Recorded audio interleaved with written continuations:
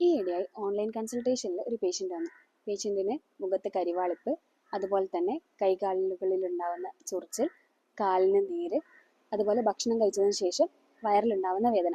ഈ കാരണങ്ങളൊക്കെ കൊണ്ട് പേഷ്യൻ്റ് ആദ്യമേ കൺസൾട്ടേഷൻ എടുത്തതാണ്. ആ ഡോക്ടർ പറഞ്ഞിട്ട് ബ്ലഡും CT സ്കാനൊക്കെ ചെയ്തതാണ്. അങ്ങനെ പേഷ്യൻറ്റിന് ഫാറ്റി ലിവർ ആണെന്ന് കൺഫേംഡ് ആണ്. പേഷ്യൻ്റ് നമ്മുടെ അടുത്തേക്ക് വരാനുണ്ടായ കാരണം പേഷ്യൻറ്റിൻ്റെ ഫ്രണ്ടിന് ഫാറ്റി ലിവർ ഉണ്ടായിരുന്നു. യുനാനിയിൽ ചികിത്സിച്ച് ഭേദമായിട്ടുണ്ട്. ഫാറ്റി ലിവർ നമുക്ക് രണ്ടായിട്ട് തരംതിരിക്കാൻ പറ്റും. ആൽക്കഹോളിക് ഫാറ്റി ലിവറും നോൺ ആൽക്കഹോളിക് ഫാറ്റി ലിവറും. കൂടുതലായി നമ്മൾ യുവാക്കളിൽ ഇപ്പോൾ കണ്ടുവരുന്നതാണ് നോൺ ആൽക്കഹോളിക് ഫാറ്റി ലിവർ.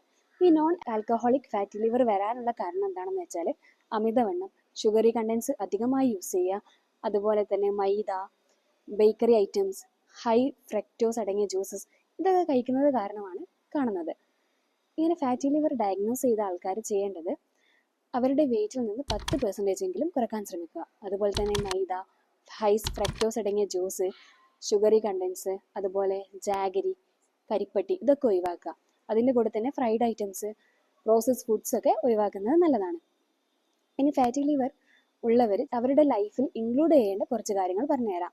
അതിൽ വരുന്നതാണ് 25 കിലോ ഉള്ള ഒരാൾ 1 ലിറ്റർ വെള്ളം എന്ന നിലക്ക് അവരുടെ വെയിറ്റിനനുസരിച്ചുള്ള വെള്ളം കുടിക്കുക. അതുപോലെ തന്നെ കൃത്യമായ ഉറക്ക്, അതുപോലെ ഫുഡിൽ ഫ്രൂട്ട്സ്, വെജിറ്റബിൾസ് ഒക്കെ ആഡ് ചെയ്യുക. ഫൈബേഴ്സ് അടങ്ങിയ ഫുഡ്സ് ധാരാളമായി കഴിക്കാൻ ശ്രമിക്കുക. വിറ്റമിൻസ്, മിനറൽസ് ഒക്കെ ഫുഡിൽ ഉൾപ്പെടുത്തുക. ഇതിന് യുനാനിയിൽ ഫലപ്രദമായ ചികിത്സ ലഭ്യമാണ്. ബുക്കിങ്ങിന് വേണ്ടി താഴെ കാണുന്ന നമ്പറിൽ കോൺടാക്ട് ചെയ്യുക.